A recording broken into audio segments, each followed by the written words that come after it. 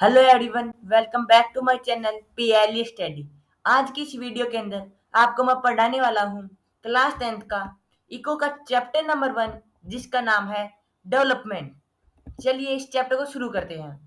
सबसे पहले समझते हैं व्हाट इज डेवलपमेंट। डेवलपमेंट होता क्या है? तो बताइए, आपके हिसाब से डेवलपमेंट क्या होता है?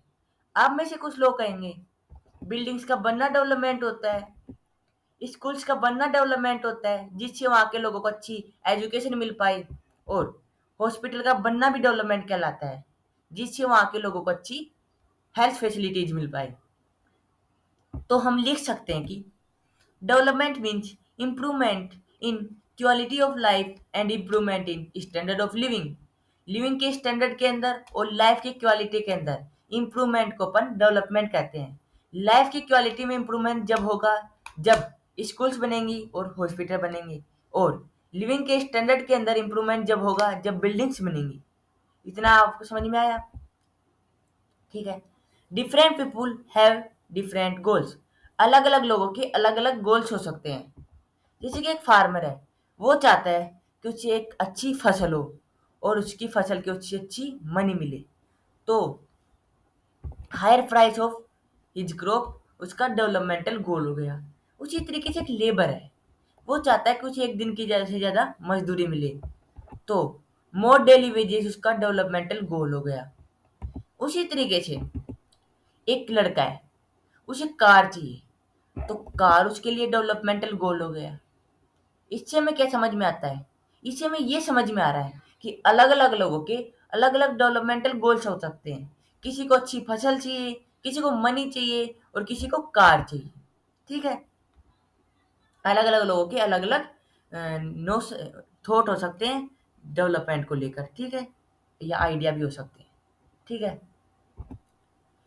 कभी कभी क्या होता है कि एक के लिए तो डेवलपमेंट होता है पर दूसरे के लिए डेवलपमेंट नहीं हो पाता। एग्जाम्पल समझाता हूँ, इजीली समझ में आएगा। ठीक है।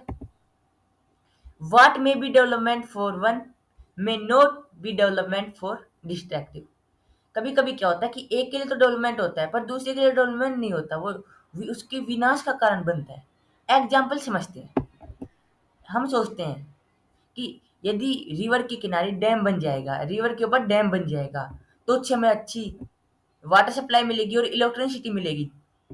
पर ये हमारे लिए तो बहुत ज़्यादा अच्छा है, पर ये उन लोगों के लिए अच्छा नहीं है जो जंगल में रहते हैं, या ट्राइबल्स के लिए। ये ट्राइबल्स के लिए बिल्कुल भी अच्छा नहीं है। क्यों अच्छा नहीं है? क्योंकि उन्हें अपनी जगह छोड़नी पड़ेगी जहाँ पर वो रहते थे। जगह इसलिए छोड़नी पड़ेगी, डैम बनने के कारण पानी स्टोर होना स्टार्ट हो जाएगा। स्टोर होना स्टार्ट होगा तो उनके एरिया में पहुंच जाएगा जहाँ पर वो रहते थे। ठीक है। इसी कारण उन्हें अपनी जगह छोड़नी पड़ेगी जहाँ पर वो रहते थे। इस केस के अंदर ट्राइबल्स के लिए तो डेवलपमेंट नहीं हुआ, पर हमारे लिए डेवलपमेंट हुआ क्योंकि हमें अच्छी वाटर सप्लाई मिल रही है और इलेक्ट्रिसिटी मिल रही है। ठीक है। अगला टॉपिक है income and other goals. Income और इनकम के अलावा भी और गोल्स। देखिए, एक फार्मर है, उसे चाहिए अपनी फसल की अच्छी से अच्छी मनी, ज़्यादा से ज़्यादा मनी चाहिए उसे अपनी फसल की। एक लेबर है, उसे ज़्यादा से ज़्यादा एक दिन की मजदूरी चाहिए। और एक कोई एम्प्लॉई है किसी कंपनी का, उसे भी एक दिन ज़्यादा से ज़्यादा सैलरी चाहिए। इससे हमें ये समझ में आ रहा है कि सभी लोगों को सैलरी चाहिए या मनी चाहिए सभी लोगों को। पर क्या आपको लगता है मनी सब कुछ है? नहीं ना। मनी के अलावा भी और सारे गोल्स होते हैं, हो सकते हैं। तो देखिए, दो प्रकार के गोल्स होते हैं। पहले गोल्स होते हैं मेटेरियलिस्टिक गोल्स। ये वो गोल्स होते हैं जिन्हें अपन मनी से खरीद सकते हैं, जैसे कि कार, हाउस, क्लोथ। इन सभी को अपन मनी से खरीद सकते हैं, इसीलिए इन्हें कहते हैं अपन मेटेरियलिस्टिक गोल्स। दूसरे गोल्स आते हैं नॉन मेटेरियलिस्टिक गोल्स। ये वो गोल्स होते हैं जिन्हें अपन मनी से नहीं खरीद सकते, जैसे कि फ्रीडम, इक्वलिटी, लव, सिक्योरिटी और फ्रेंडशिप। इन सभी को अपन मनी से नहीं खरीद सकते। ठीक है। मेटेरियलिस्टिक गोल्स के साथ नॉन मेटेरियलिस्टिक गोल्स दोनों ही बहुत ज़्यादा इंपॉर्टेंट है डेवलपमेंट के लिए, एक व्यक्ति के डेवलपमेंट के लिए। एग्जाम्पल समझते हैं, इजीली समझ में आएगा।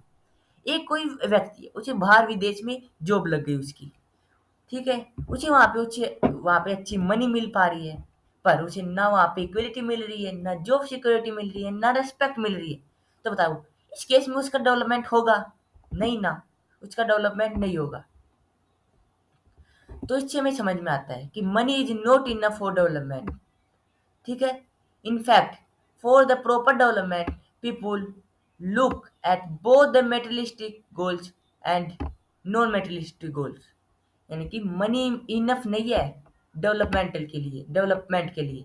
प्रॉपर डेवलपमेंट के लिए लोगों को मेटेरियलिस्टिक गोल्स और नॉन मेटेरियलिस्टिक गोल्स दोनों की तरफ ध्यान देना पड़ेगा, जब भी एक व्यक्ति का डेवलपमेंट हो सकता है। ठीक है। अब समझते हैं नेशनल डेवलपमेंट। अभी तक हमने पढ़ा वो एक इंडिविजुअल की डेवलपमेंट की बात की अपन ने अभी तक। अब हम समझेंगे नेशन का डेवलपमेंट कैसे होगा, यानी कि कंट्री का डेवलपमेंट कैसे होगा।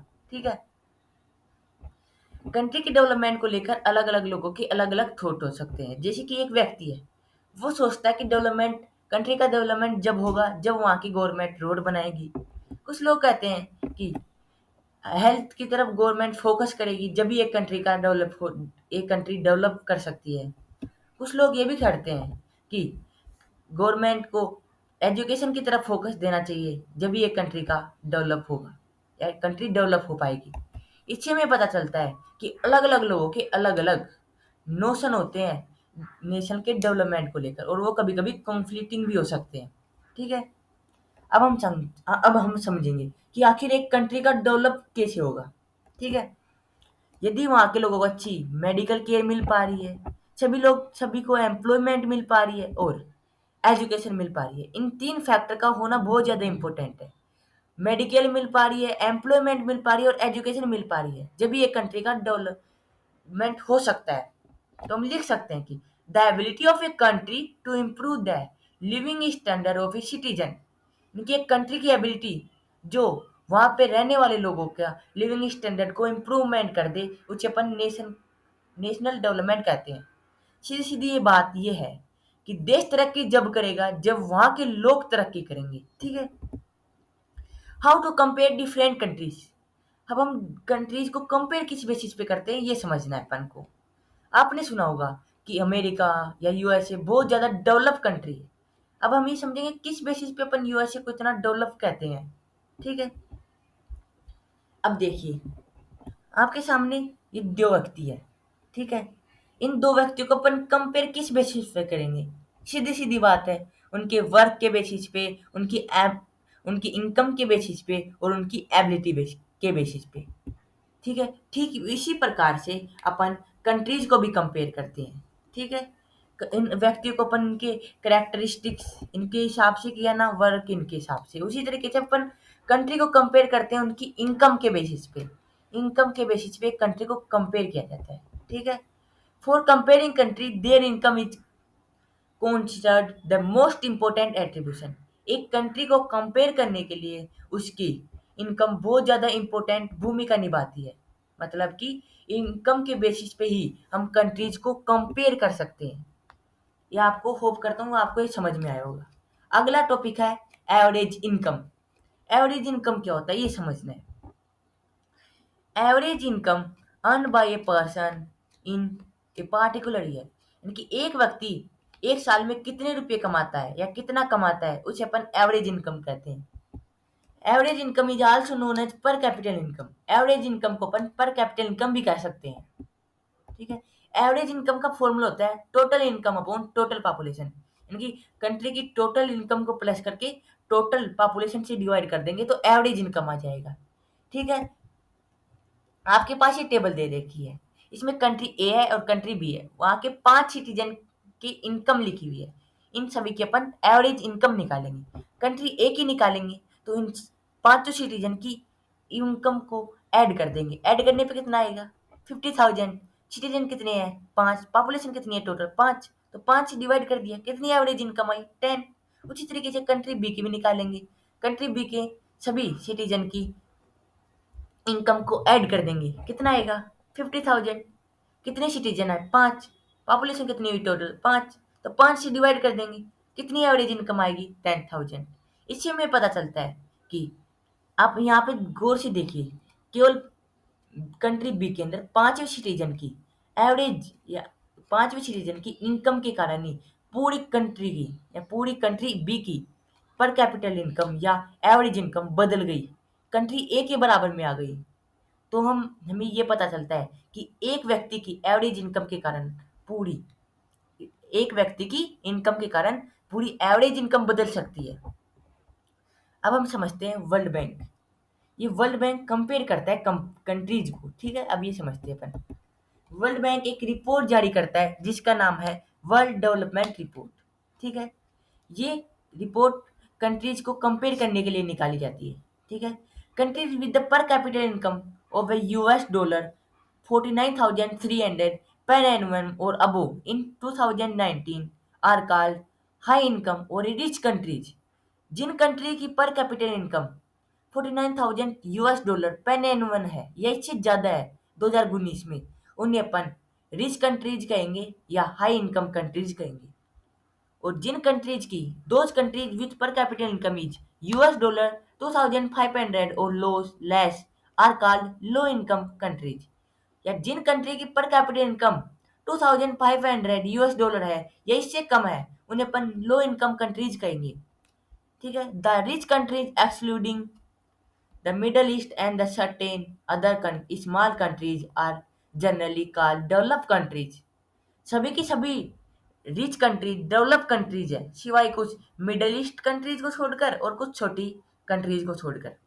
India come in the category of low middle income countries because इस पर capital income is in 2019 was just US dollar 6,700 पर एनुअम। यानी कि India low middle income countries की कैटेगरी में आता है क्योंकि इंडिया का पर कैपिटल इनकम 2019 में 6,700 US डॉलर था पर एनुअम, ठीक है। अब हम समझते हैं अपनी बुक में कुछ इंपॉर्टेंट टर्म्स लिखी हुई है, ठीक है। Infant mortality rate IMR, it indicates the number of children that die before the age of 1 year as a proportion of 1,000 newborn children in a particular year। यानी कि एक पार्टिकुलर ईयर में 1,000 जन्मे हुए नए बच्चों में से कितने बच्चे मर जाते हैं अपनी 1 साल कंप्लीट करने से पहले ही, उन्हें उसे कहते हैं अपन इन्फेंट मोर्टेलिटी रेट। दूसरी आती है literacy rate. Literacy rate measure the proportion of the literate population in the 7 and above, यानी 7 या 7 से ज़्यादा के कितने बच्चे हैं या कितने लोग हैं जो पढ़ना लिखना जानते हैं, ठीक है। उससे उससे अपन लिटरेसी रेट कहते हैं। Net attendance ratio, net attendance ratio is the total number of child children of age group 14 and 15 year attending school as a percentage of total number of children in a same year। Net attendance ratio क्या होता है ये समझते हैं, कितने 14 या 15 साल के कितने बच्चे हैं जो स्कूल को अटेंड करते हैं टोटल पॉपुलेशन के अंदर से, ठीक है। अब देखिए, क्या आपको लगता है कि इनकम ही सब कुछ खरीद सकती है? मैंने पहले भी बताया है, इनकम ही सब कुछ नहीं खरीद सकती। इनकम पॉल्यूशन फ्री इन्वायरमेंट नहीं खरीद सकती, अपन को डिजीज से नहीं बचा सकती और हमें अच्छी हेल्थ नहीं प्रोवाइड करा सकती। इसी से रिलेटेड हमारी एनसीईआरटी बुक में एक लाइन लिखी है, money in your pocket can not buy all the goods and services that you need to live. हमारे पास मनी है, वो हर चीज़ नहीं खरीद सकती जो हमारी जिंदा रहने में हमारी को ज़रूरत है, ठीक है। अब आती है BMI, body mass index. Body mass index is a criteria which is use to find out whether a person is nourished, under nourished या ओवरवेटेड। बॉडी मास इंडेक्स एक क्राइटेरिया है जो बताता है कि एक पर्सन नरिश्ड है मतलब कि फिट है, अंडर नरिश्ड है मतलब कि कुपोषित है, और ओवरवेटेड है यानी उसका वेट ज़्यादा है, उसमें वजन ज़्यादा है। BMI निकालते कैसे हैं ये समझते हैं। BMI निकालते हैं वेट अपॉन हाइट। वेट लेना है केजी में और हाइट लेनी है मीटर स्क्वायर में। यदि किसी की BMI 18 से कम आती है तो वो कुपोषित है। यदि किसी की BMI 25 से ज़्यादा आती है तो वो ओवरवेटेड है। और यदि किसी की BMI 18 से 25 के बीच में आती है तो वो नरिश्ड है, ठीक है। आपको हम एग्जाम्पल समझाता हूँ। ये देखिए, कोई व्यक्ति है, उसका वेट है 80 kg और उसकी हाइट है 2 मीटर। तो हम इसका BMI कैसे निकालेंगे? वेट लिख देंगे ऊपर, हाइट लिख देंगे नीचे। हाइट लेनी है मीटर स्क्वायर में, तो 2 मीटर का स्क्वायर करेंगे तो फोर कितना आएगा, 4 आएगा। 4 से 80 को काटेंगे, 4 2 80, 20 बार कटेगा तो उसकी बीएम आएगी 20। इसलिए ये एक व्यक्ति नरिष्ठ है, एकदम फिट है। ठीक है, अब हम समझते हैं यूएनडीपी। यूएनडीपी क्या होता है? United National Development programme.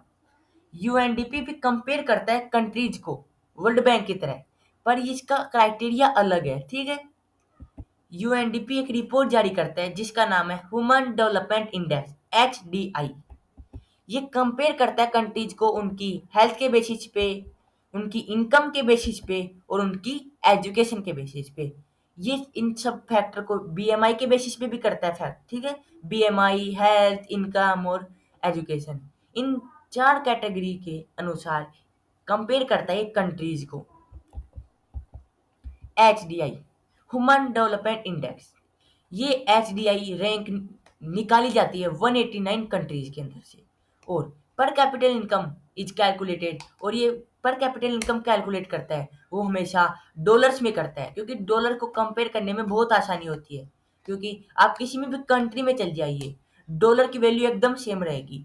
यदि कंट्री, आप किसी कंट्री में से $50 की कोई वस्तु खरीदेंगे तो वो दूसरी कंट्री में भी आपको $50 की मिलेगी। इसीलिए एचडीआई या यूएनडीपी कंपेयर करती है कंट्रीज को उनकी